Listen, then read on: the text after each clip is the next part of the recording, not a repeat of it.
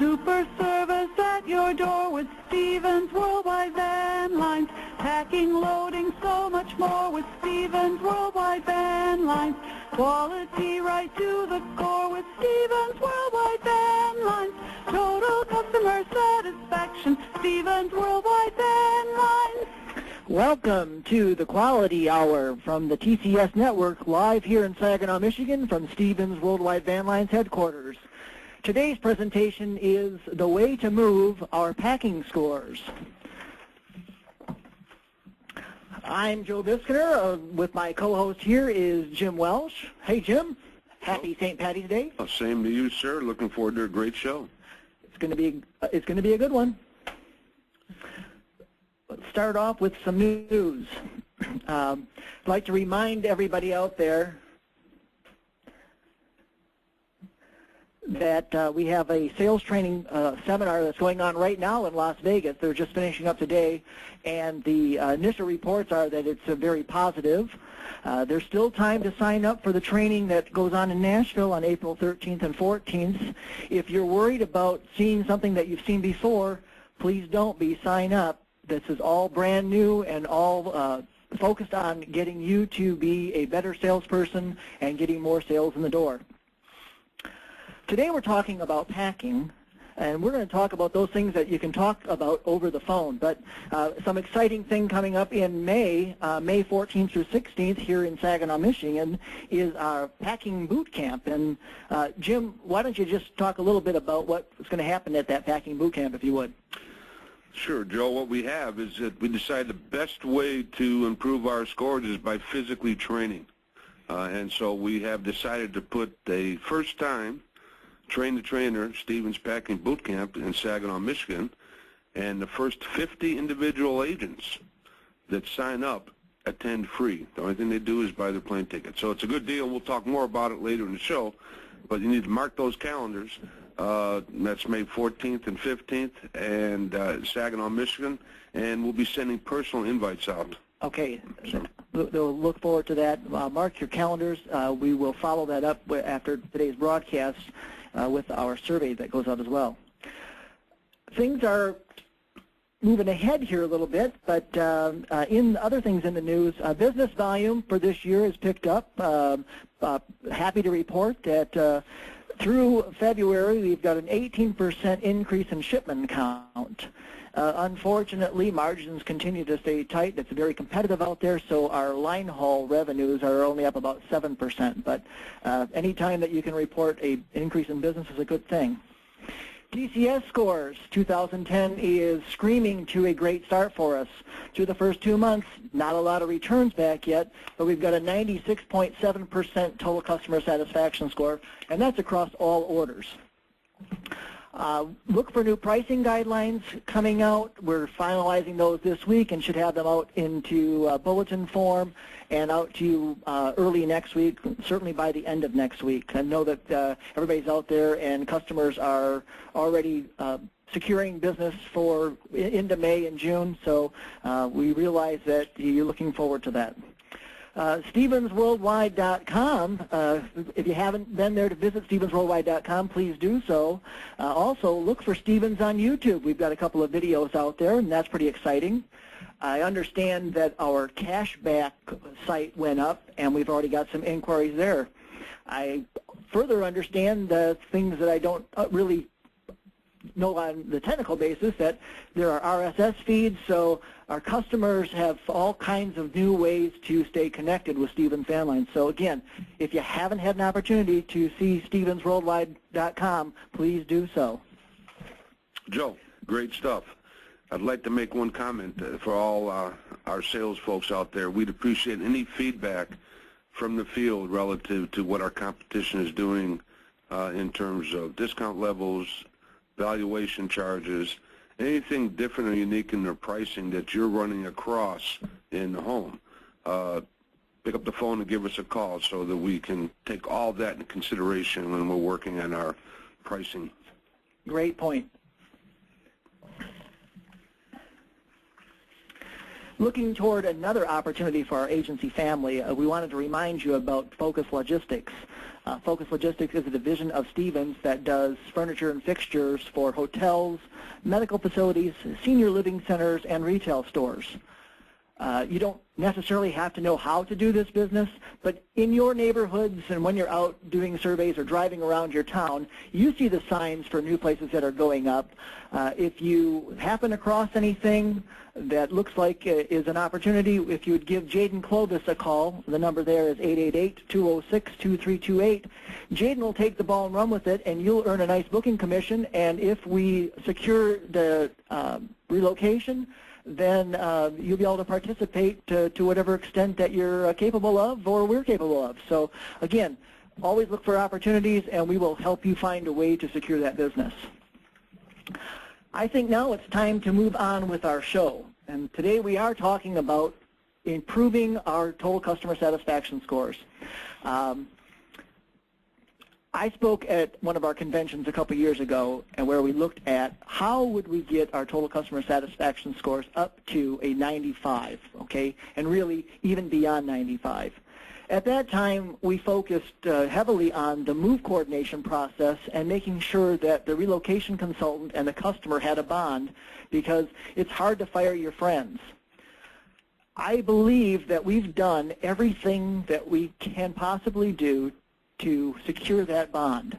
We've also been very successful in raising the scores on the customer's perception of our loading and our unloading process.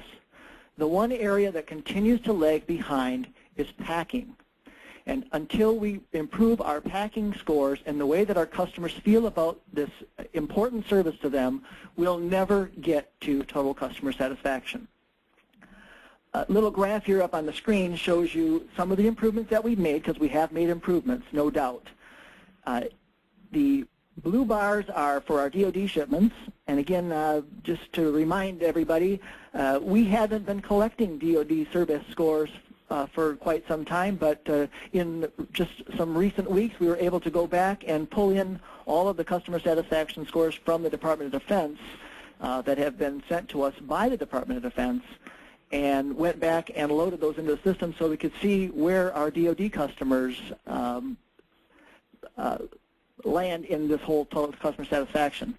We're pleased today that we've got Peg Wilkin with us, and she'll talk to us about some of the scoring mechanisms that we've got and not the importance of that. But so you can see, as a company and as an industry, we've got some work to do on raising the satisfaction scores for the Department of Defense in order to get to where we need to be an elite carrier. On our non-DoD business, we're doing a pretty good job. Okay, we were at 88.8% total customer satisfaction back in 2008, and 12 months ended in 2009, we were able to raise that up to 91.7%. And again, that first 2 months, both shippers that we serviced have rated us up to about a 95.7%. So the indication are that, you know, the messages are starting to get out there, but we have to continue to work on this if we're going to get better. Joe, this is Peg. I just want to make a quick comment on the slide.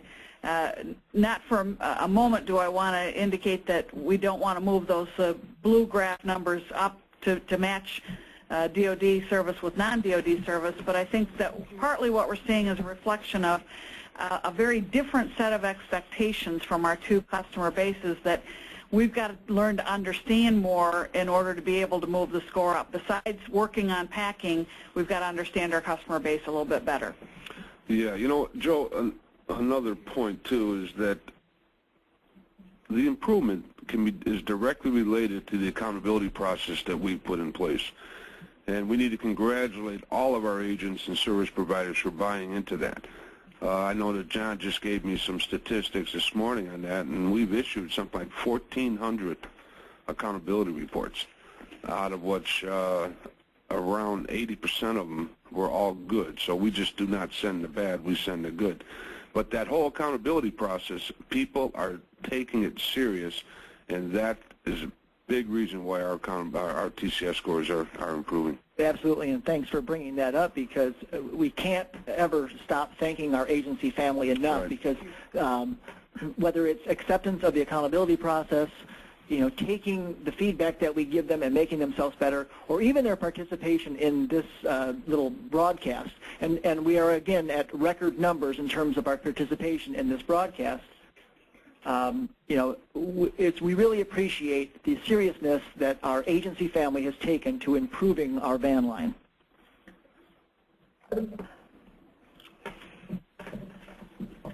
Let's talk a little bit about, where those packing scores come from, okay?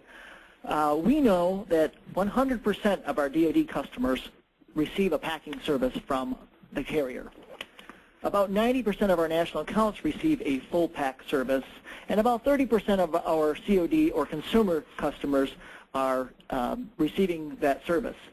What's important here is that the customers that have the bulk of the repeat business are the ones that we really need to focus on, and where improving our packing scores will pay off with big dividends. With only 30% packing on COD, and really these are one-off moves, there's not a lot of impact when we don't get the service correct. But when you're getting results back from 100% of the people that you move having a service, and those results aren't where we need to be, we need to focus on those, because no matter where the scores are today, our customers are telling us that we can get better. To that end, I would like, Jim, for us to welcome Ms. Robin Gasik, our manager from our Corporate Move Center at Stevens, to the show. Robin, welcome. Thank you. Glad to be here on this day of green beer. Yeah, Thank you for inviting me. You're becoming a regular on this show, are you not? Yes. Let's discuss something, Robin, a little bit about Pack Day. It's the first time that our customer really sees a frontline service provider enter their home. Can you give our audience a little feedback on what our relocation consultants hear when they call that customer on Pack Day? I'd be happy to. For all moves that are handled in our Corporate Move Center, the relocation consultant makes a phone call to the customer on pack, load, and delivery days. Now, the phone call is made mid to late morning for the pack day. We make it at that time so that the crew has enough time to be in the home, get it prepared for the packing services, and then begin the packing services. We also make it early enough so if there is an issue where the crew is not arrived or is running behind, we can discuss that with the customer at that time, so they're not waiting for the crew or they're not wondering what's going on. So when we do call the customer, surprisingly, they almost always will say packing is going fine, because they believe that packing really is going fine. There's men, there's boxes, things are getting wrapped and put in boxes. So what happens is at the origin or at the beginning part of the move is when they believe it's going fine. What do you think are like the three top things that the customer complains about on Pack Day when you make that call? Well, one of the main things is if the crew has not arrived, or if they've not arrived on time, the customer is then disappointed immediately in that we did not meet their expectations of the estimated time of arrival. Right. Good point, because from an interstate dispatch standpoint, everyone knows that, we're holding our PBOs accountable for being there between 8 and 8:30 in the morning. Unfortunately, when our agents go out to pack, they need to maintain that same schedule to be at residence between 8 and 8:30. And to remember that our customer's workday doesn't start at 10 o'clock in the morning. So that means you need to prep your truck. You need to make sure that all your paperwork is reviewed before you leave the yard, and be on time. And that's between 8 and 8:30 in the morning. And I think that will go a long way in helping our packing score starting off on a positive note. I totally agree. I totally agree. Another item that the customer may complain about is a particular item that they had provided to the salesperson as a high-value item or a specific expectation that they had about an item, how it should be wrapped or packed. And then when the crew arrives, they know nothing about that item.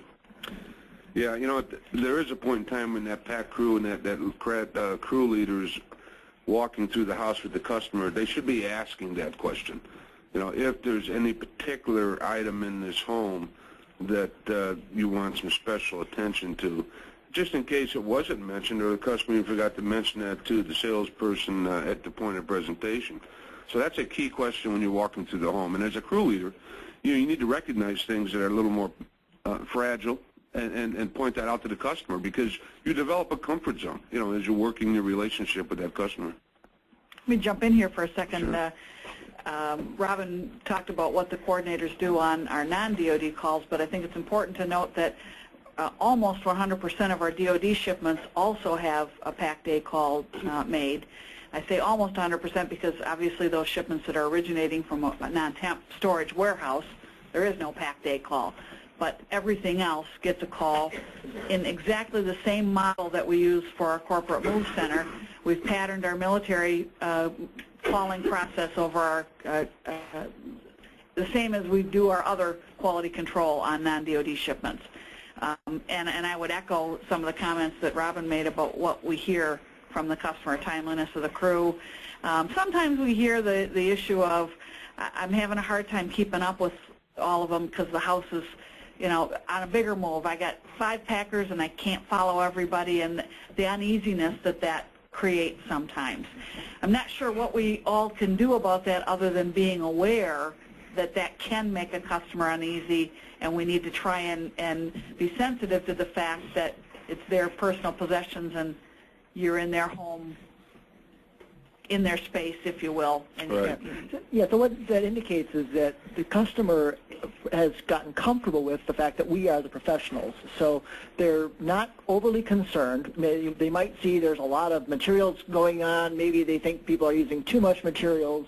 There's really a big difference between how we have to pack something in order to transport it across the country versus how the customer might have to pack something for that local move that they might have done, okay, where they can just put a couple things in a box. And I know, you know, in my move across town, my wife took some of our breakables just in just laundry bins because it was one carload at a time, where when we come in, we've got to pack this. But it sounds like on pack day, our customer has relinquished that service and said, okay, I trust you, and I trust everything's going to go right.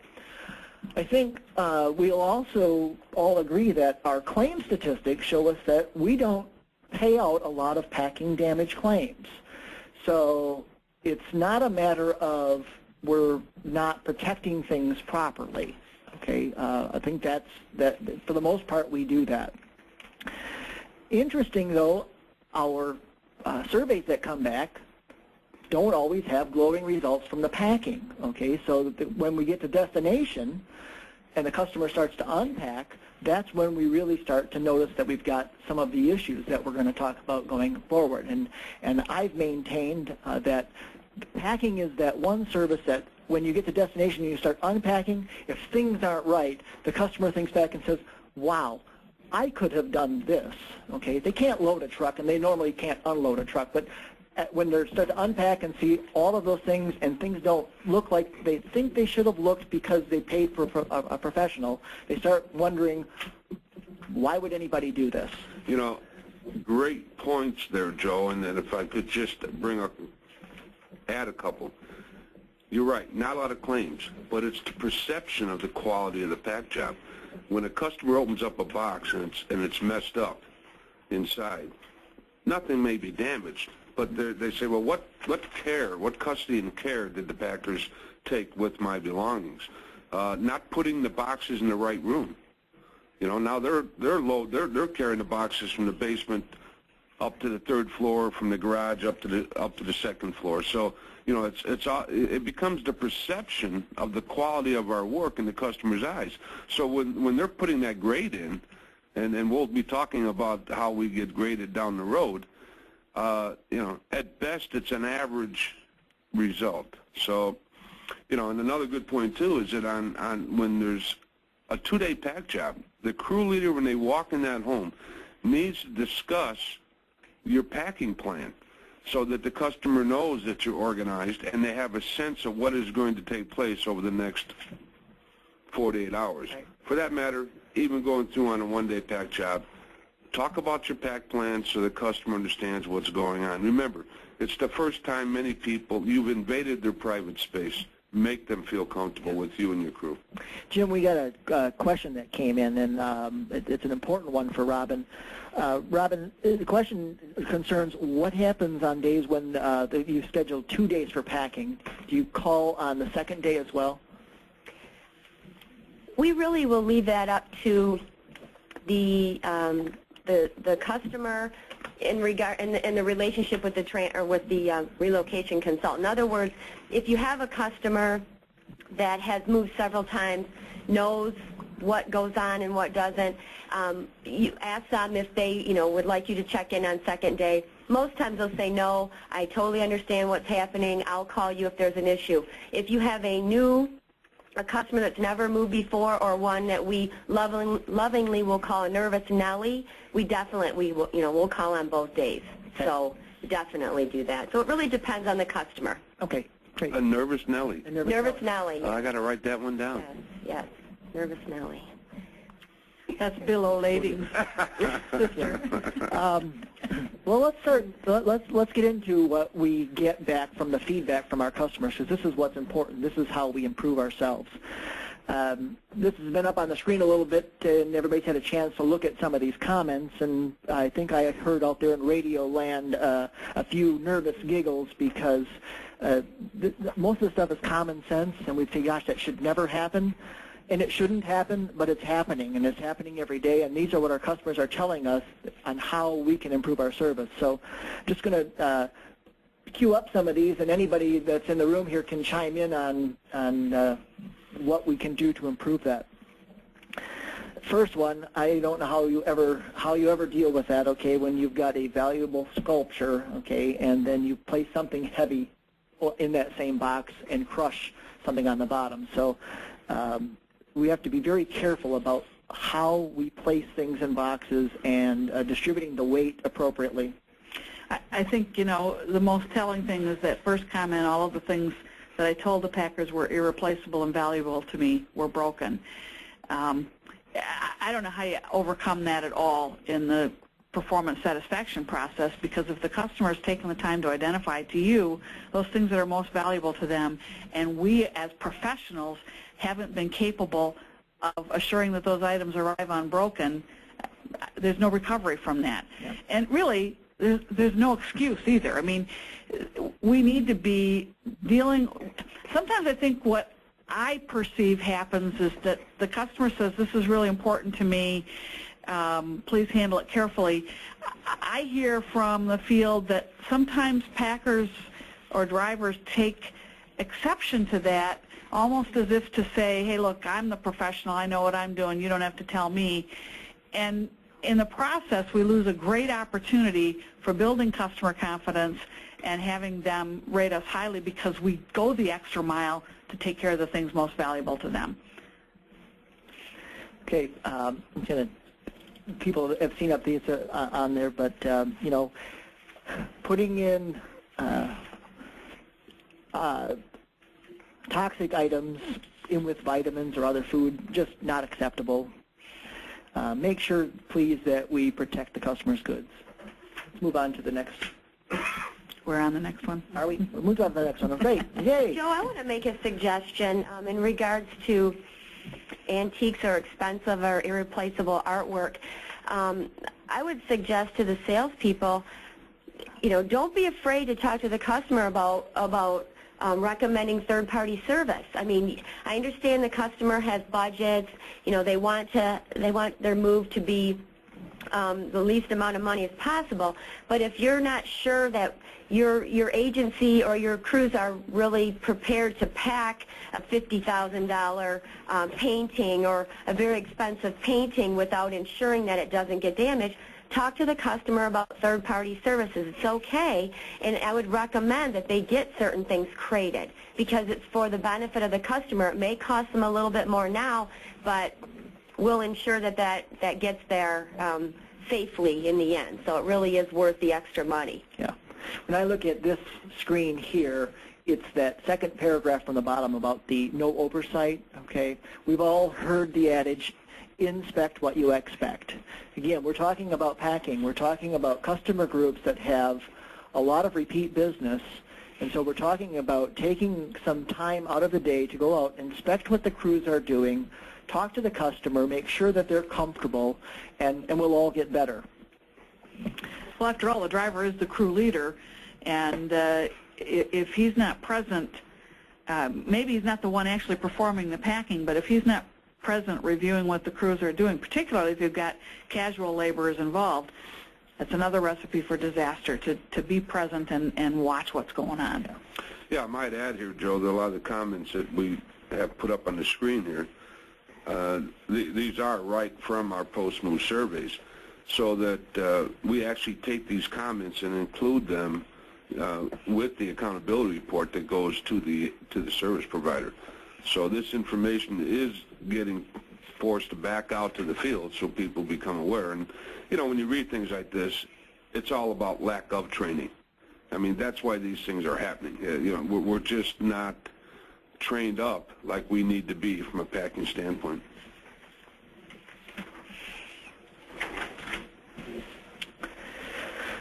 One of the items that sticks out for me on this particular screen is in the second paragraph. Handmade items were carelessly thrown in boxes. We hear that from customers a lot. Maybe you have a transferee that is doing crafts or something unusual that you're not normally used to packing.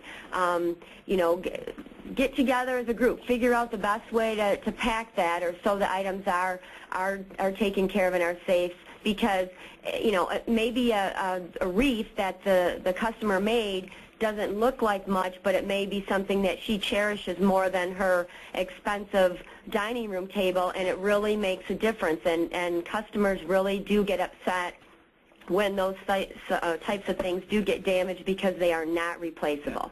Yeah. I think that for both the crafts, that was a good example, and that junk drawer, if our on-site surveyors would remind our customers maybe to put those things, go out and buy some cheap plastic bins and put those in some bins, because they're never going to end up in the drawer at destination the way they're in that drawer if they're just open up and open in the drawer. And so we can all help this process out, but we all have to take part in helping the process out. So the person who goes inside of the home to survey the move before the customer moves can give some helpful hints on how to make their life better. And then, you know, as always, we count on our professional van operators and our lead packers to go in there and help the customer get through those difficult moments. You know, Joe, look at that top one about the one packer was cordial, the other one just grunted.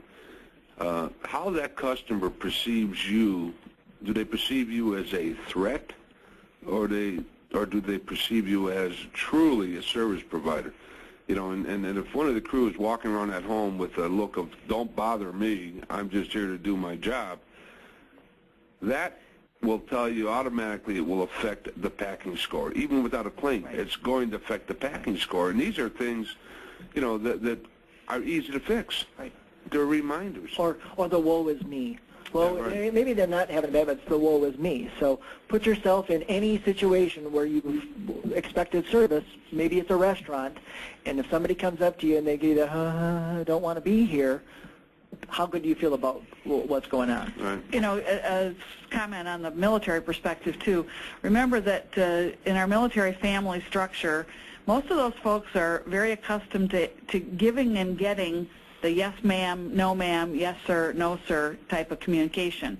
So when you're in a military residence if you want to impress the customer that you care about them, using the same jargon that they're used to using is very helpful. So answering yes ma'am, no ma'am, yes sir, no sir probably is a positive thing, and probably for any customer besides military. I also want to remind everyone out there to please tell your packing crew to, you know, be careful about what they're saying in the home and what they're talking to each other about.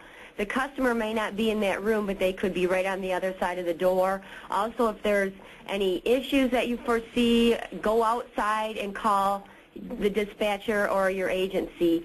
Don't talk about things in front of the customer. They get all upset thinking you might not have enough packing materials or what have you. So please be careful about what you say in front of the customer, too. Okay. You know, first impressions are lasting impressions, and that pack crew is so important. It absolutely is. Well, Robin, I know that you're often called to go meet with our national account customers, and you have to review our service with them. Talk to us about the lasting impression that the bad packing has on our ability to secure future business. You know, what we do today definitely affects our future business. We will go and visit corporate clients. At year-end, we have a review, and then we have an ongoing reviews by the corporate client all the time. All it takes is one bad customer survey or one customer to call the corporate client, and it definitely could impact our future business. Our corporate clients have other van lines banging on their doors every day of the week. So packing is a score that they definitely look at because the customer is unhappy not only with damages but also with the problems it causes at delivery when they're not able to locate things that they're looking to locate immediately. So it has a huge impact. Right. On our future business. And, you know, when the transferee goes to work that first week, okay, doesn't know anybody at that new company, so everybody's going to come up and we're going to have the small talk. And first thing everybody's going to ask you is, so, how was your relocation? Exactly, yes. Yeah, they put my shoes in the bottom of the wardrobe, and now they're all scuffed. They never protected them. You know, those are the exact type of comments that when you go for and are being reviewed at a corporate account, they'll come right out and tell you that. Yeah. You know, I mean, they pick no bones about getting right down to nitty-gritty about what you did not do right. Hey, Jim, I see you're wearing your tennis shoes. Yeah, I can't find the box that had my dress shoes in it. Yeah. Yeah. Okay, thanks, Robin.